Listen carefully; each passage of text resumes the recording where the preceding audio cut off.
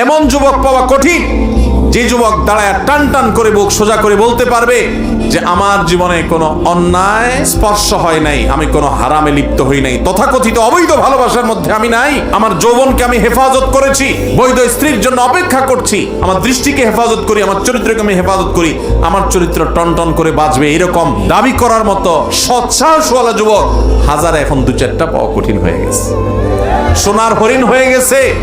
যুবক ভাইরা আমার, এই চরিত্র নষ্টের জন্য আল্লাহর কাছে হিসাব দিতে হবে। কিয়ামতের ময়দানে 4টি প্রশ্নের উত্তর দেওয়া ছাড়া একটা মানুষকে পানাতে দেওয়া হবে না। তার ভিতরে একটা হলো ওয়ান শাবাবিহি ফিমা আবলা, যে যৌবন কালকে তুমি কোন কাজে কাটাইছো।